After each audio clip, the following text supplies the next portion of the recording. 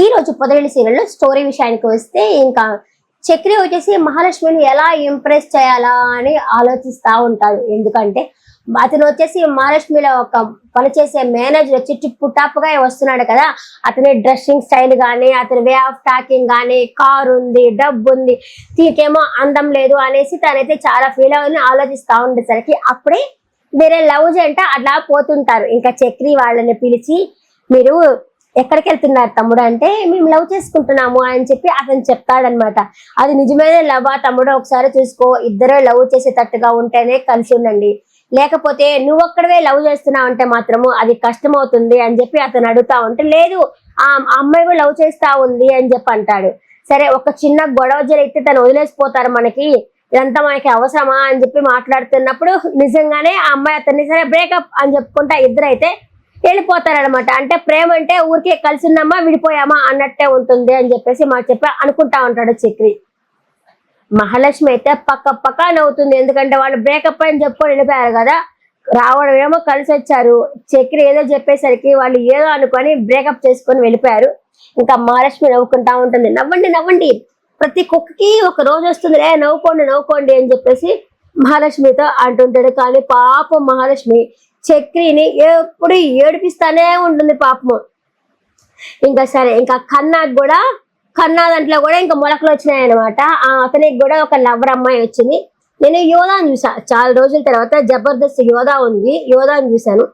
ఆ అమ్మాయి హీరోయిన్ అనుకున్నా కన్నాకి, కానీ కాదు, ఆ అమ్మాయి పక్కన ఉన్న అమ్మాయి హీరోయిన్ అనమాట. ఆ అమ్మాయి కన్నాని చూసుకొని అలా ఫొటోస్ క్లిక్ చేసుకుంటా ఉంటుంది. ఇంకా యోధా కూడా ఫోటో క్లిక్ చేస్తుంది. కన్నా కూడా ఇన్ని మాటలు మాట్లాడతాడు కదా, ఆ అమ్మాయిని చూసి ఆమె దూరం పారిపోయే వ్యక్తి కన్నా కూడా.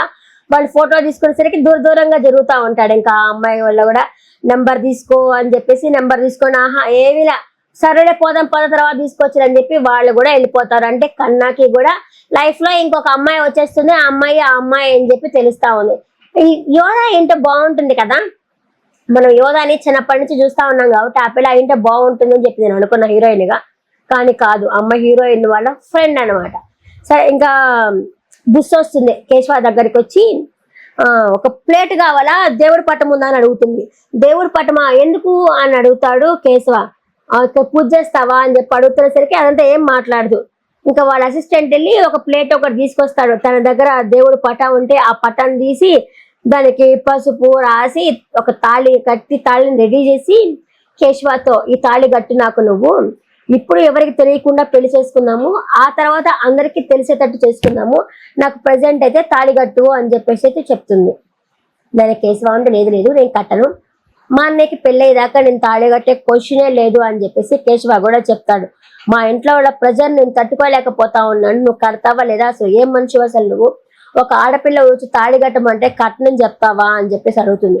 నువ్వు అర్థం చేసుకో, మా అన్నయ్యకి పెళ్ళవాడు కదా, ఇప్పటికే చక్రికి పెళ్లి అయిపోయిందని చెప్పి నానా మాటలు అంటా ఉన్నారు ఆ వీధిలో వాళ్ళు. ఇప్పుడు ఇతను కూడా పెళ్లి చేసుకుంటే వాళ్ళ అన్నయ్యకి ఇంకా బ్యాడ్ నేమ్ వస్తుంది కదా. అన్న గురించి ఆలోచించాడు చూసావా కేశవ, అదైతే నాకు చాలా బాగా అనిపించింది. అరే, అన్న గురించి ఇంత బాగా ఆలోచిస్తున్నాడే అన్నట్టు అనిపించింది.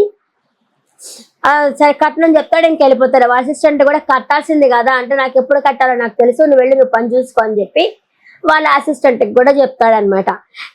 ఇక్కడ చక్రి, ఇక మనీషా ఉంది కదా, మనీషా వాళ్ళ అన్న బౌన్సీ వచ్చి మనీషాని తీసుకెళ్ళిపోదాం అనుకుంటాడు. ఎందుకంటే ఆ అమ్మాయి కోసం బీహార్ నుంచి వచ్చారు కదా, వాళ్ళైతే వెళ్ళిపోయి ఉంటారనమాట. ఇంకా మనీషాని వీళ్ళ ఇంట్లో ఎందుకు పెట్టడం అని చెప్పేసి తీసుకెళ్ళిపోవాలనుకుంటే, ఆ అమ్మాయి అందరి వాళ్ళతో బాగా కలిసిపోయింది, వాళ్ళ ఇంట్లో మనిషిలాగా కలిసిపోయింది. ఆ అమ్మాయికి కూడా పోవడం ఇష్టం లేదు, చాలా బాధపడతా పోతుంది. కానీ పెళ్లి కాకుండా అలా వీరింట్లో ఉండడానికి కూడా ఏమీ లేదు కదా.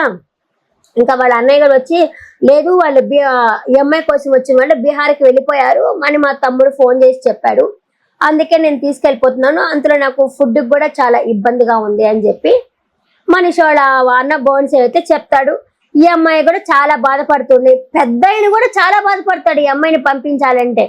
ఈ అమ్మాయి వచ్చి నమస్కరించి, అంకుల్ బాగా తినండి అని చెప్పాల్సింది, అంకుల్ బాగా మెక్కండి అని చెప్పేసి, తెలుగు రాదు కదా అమ్మాయికి, బాగా మెక్కండి అని చెప్పంటుంది. అరే నువ్వు కూడా ఇక్కడే ఉండొచ్చు కదమ్మా, నేను నిన్ను పెంచుకుంటాను కదమ్మా అని చెప్పేసి అంటాడు.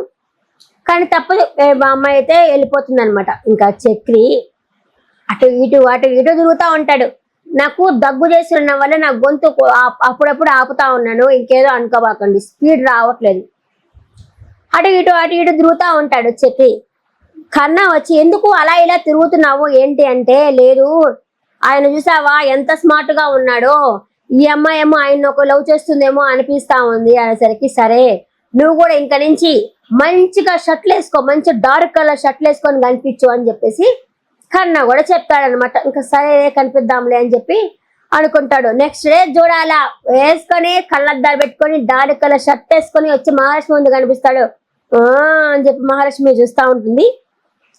ఇంకా కన్నా వచ్చేసి ఆలోచిస్తూ ఉంటాడు. ఆలోచిస్తున్నకి మహాలక్ష్మి వచ్చి ఏంటి ఆలోచిస్తున్నావు అని చెప్పి అడిగితే, ఇద్దరు అమ్మాయిలను చూశాను, వాళ్ళు కూడా నా సాయి చూస్తూ ఉన్నారు, వాళ్ళ ఒక అమ్మాయి కత్తిలాగా ఉంది అమ్మాయి అని చెప్పాడు. మేబీ యోధానే హీరోయిన్ ఏమో.